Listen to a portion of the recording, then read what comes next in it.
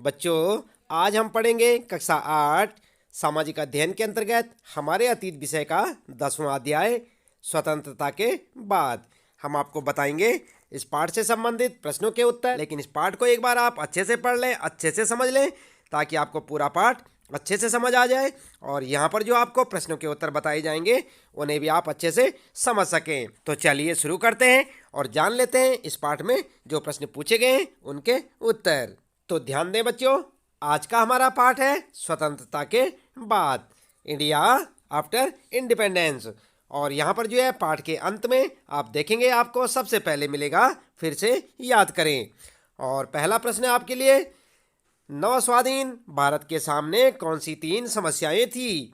और उत्तर में क्या लिखेंगे आप? उत्तर लिखेंगे इस प्रकार से, एक हेडिंग डालेंगे आप, आज़ाद भारत की बड़ी चुनौतियां, और हेडिंग डालने के बाद पॉइंट में लिखेंगे नंबर 1, विभाजन की वजह से 80 लाख शरणार्थी पाकिस्तान से भारत आ गए थे। इन लोगों के लिए रहने तथा रोजगार का इंतजाम करना था। पहली चुनौती ये थी। दूसरी चुनौती, करीब 500 रियासतें राजाओं या नवाबों के शासन में चल रही थी।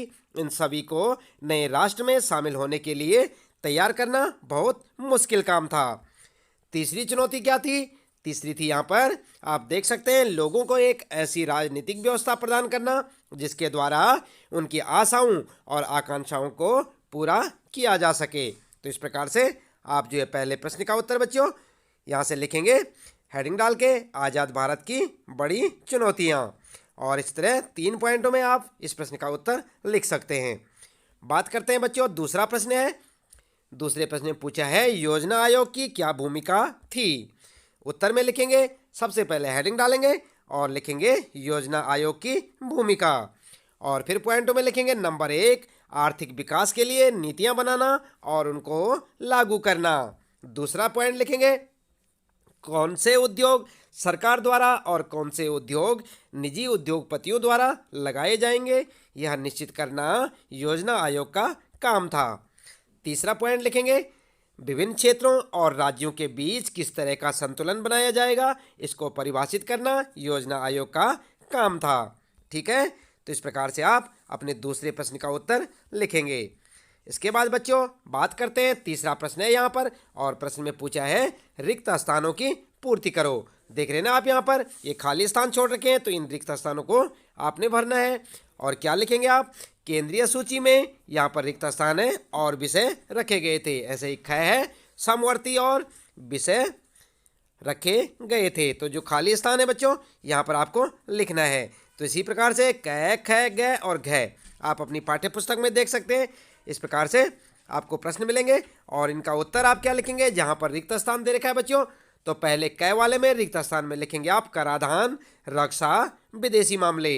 और ख वाले में लिखेंगे आप रिक्त स्थान में वन और कृषि, या वन कृषि लिख सकते हैं। ग में लिखेंगे मिश्रित और घ में लिखेंगे पोटी श्री रामलू। ठीक है, तो इस प्रकार से आप रिक्त स्थानों की जगह पे यहाँ से लिख सकते हैं। क में भी ख और ग में घ में, चारों के लिए जो रिक्त स्थान है वहाँ पर आप इस प्रकार से भरें और आपका प्रश्न का उत्तर हो जाएगा। इसके बाद देखते हैं बच्चों, यहाँ पर चौथा प्रश्न है, सही या गलत बताएं। जो यहाँ पर वाक्य लिखे गए ये सही है या गलत है? जैसे क है, आज़ादी के समय ज़्यादातर भारतीय गांवों में रहते थे, क्या ये सही है? उत्तर लिखेंगे सही। ठीक है, और ख में संविधान भाषा कांग्रेस पार्टी के सदस्यों से मिलकर बनी थी। तो यहाँ पर संविधान सभा लिखेंगे हम, यहाँ पर जो है भाषा ना लिखें आप, लिखेंगे संविधान सभा, कांग्रेस पार्टी के सदस्यों मिलकर बनी थी। यहाँ पर लिखेंगे आप गलत, ये जो है ये लाइन गलत है, यानी ख गलत है। इसके बाद ग वाला देखेंगे आप, पहले राष्ट्रीय चुनाव में केवल पुरुषों को ही वोट डालने का अधिकार दिया गया था, ये भी गलत, यानी कि यहाँ पर लिखेंगे आप, उत्तर में लिखेंगे गलत। और घ है, दूसरी पंचवर्षीय योजना में भारी उद्योगों के विकास पर जोर दिया गया था, तो ये सही है, उत्तर में लिखेंगे आप सही। ठीक है, तो इस प्रकार से क ख ग जो चौथा प्रश्न है आपका सही गलत बताने का, आप इस प्रकार से अपने उत्तर दे सकते हैं और इन्हें समझने का प्रयास भी करेंगे। उसके बाद बच्चों आगे है, आइए विचार करें। देख रहे हैं ना आप, यहाँ पर आपको प्रश्न में मिलेंगे, आइए विचार करें। और 5वां प्रश्न है, राजनीति में हमारे पास समानता होगी और सामाजिक व आर्थिक जीवन में हम असमानता की राह पर चलेंगे कहने के पीछे डॉक्टर अंबेडकर का क्या आशय था।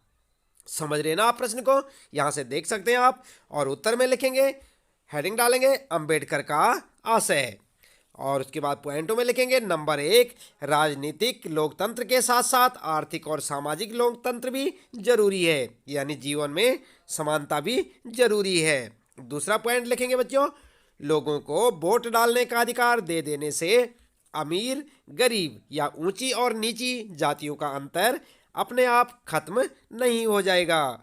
इसके बाद तीसरा पॉइंट लिखेंगे, राजनीति में हम एक व्यक्ति एक वोट और एक मूल्य के सिद्धांत का पालन करेंगे। उसके विपरीत अपनी सामाजिक एवं आर्थिक संरचना के फलस्वरूप हम सामाजिक और आर्थिक जीवन में एक व्यक्ति एक मूल्य के सिद्धांत का निषेध करते रहेंगे। ठीक है, तो इस प्रकार से आप जो अपना जवाब दे सकते हैं। पांचवें प्रश्न का उत्तर इस प्रकार से लिख सकते हैं, हेडिंग डाल के अंबेडकर का आशय और 1, 2, 3 ये जो है पॉइंटों में आप अपना उत्तर लिख सकते हैं और इसे याद भी करें।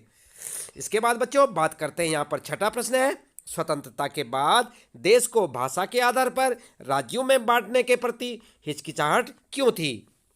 उत्तर लिखेंगे आप, उत्तर में हिचकिचाहट के कारण, और हेडिंग डाल के लिखेंगे पॉइंट बनाकर। फिर नंबर 1, भारत धर्म के आधार पर बढ़ चुका था। देश विभाजन के कारण हिंदुओं और मुसलमानों के बीच हुए भीषण दंगों में 10 लाख से ज़्यादा लोग मारे गए थे।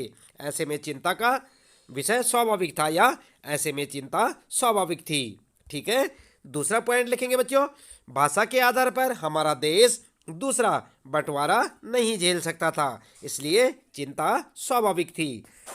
फिर तीसरा पॉइंट लिखेंगे, प्रधानमंत्री जवाहरलाल नेहरू और उप प्रधानमंत्री वल्लभ भाई पटेल दोनों ही देश के भाषा के आधार पर दूसरे विभाजन के डर से भाषा के आधार पर राज्यों का गठन की नीति के विरोधी थे। ठीक है, तो इस प्रकार से आप अपने इस छठे प्रश्न का उत्तर लिख सकते हैं। इसके बाद बच्चों बात करेंगे आगे हम सातवां प्रश्न, और सातवें प्रश्न में आप देख सकते हैं इसमें पूछा है, एक कारण बताइए कि आज़ादी के बाद भी भारत में अंग्रेजी क्यों जारी रही। तो ये समस्या तो आज भी है बच्चों, हमेशा चलती आ रही है।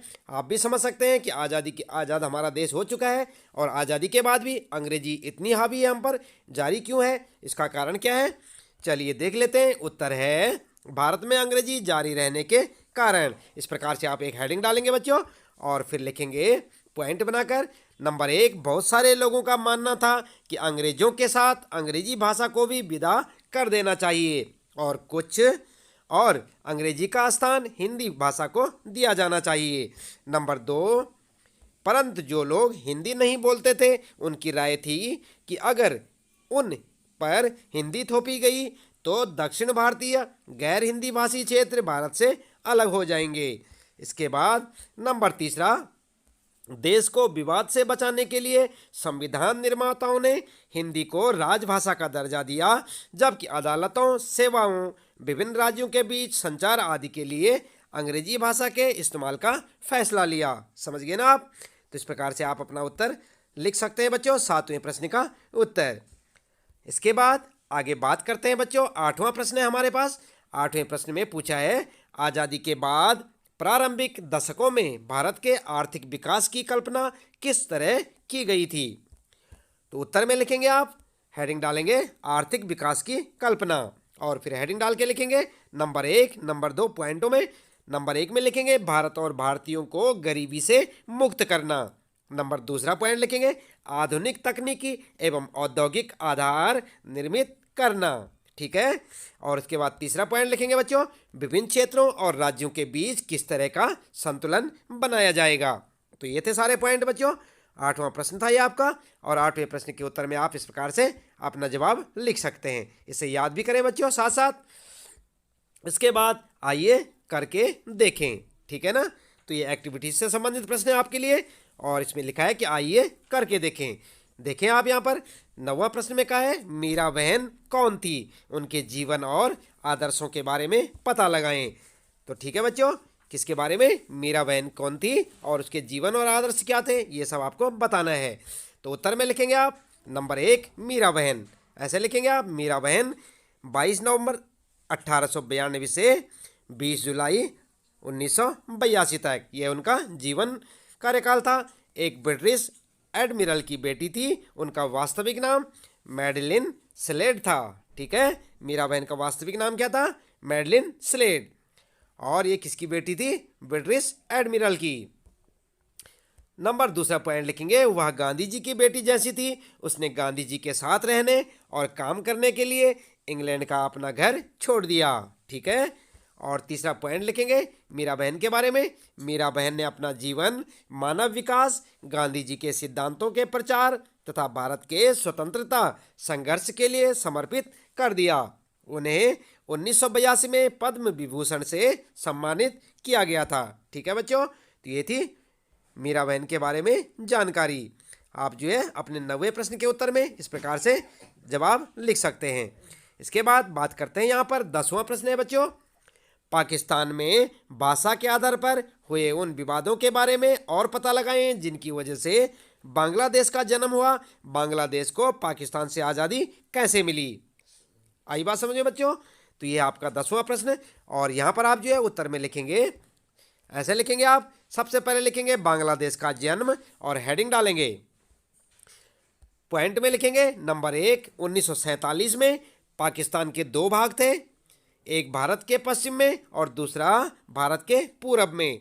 दोनों भागों का सांस्कृतिक, भौगोलिक एवं भाषाई आधार अलग था। दूसरा पॉइंट लिखेंगे आप, 1948 में पाकिस्तान सरकार द्वारा उर्दू को राष्ट्रभाषा के रूप में स्वीकार करने के कारण पूर्वी पाकिस्तान के बंगाली बोलने वाले लोगों ने इसका विरोध किया।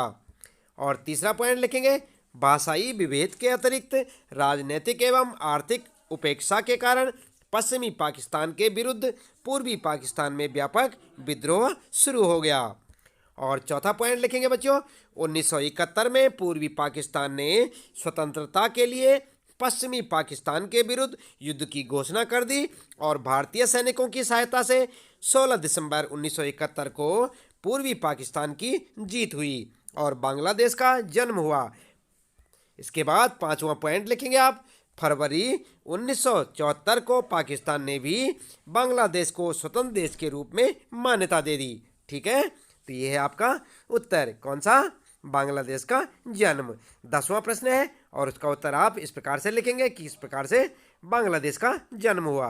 4-5 पॉइंट है यहाँ पर बच्चों, ध्यान दें आप। और एक काफ़ी इंपॉर्टेंट प्रश्न है बच्चों, इसको अच्छे से याद करें, समझें, ये आपकी परीक्षा में आ सकता है बच्चों, इसलिए इसे ध्यान से पढ़ें। तो इसके साथ ही इस पाठ से संबंधित यहाँ पर प्रश्नों के उत्तर बच्चों समाप्त होते हैं। आज के लिए इतना काफ़ी है, मिलते हैं फिर अगली वीडियो में। तब तक के लिए लेते हैं आपसे विदा। आपका दिन शुभ हो।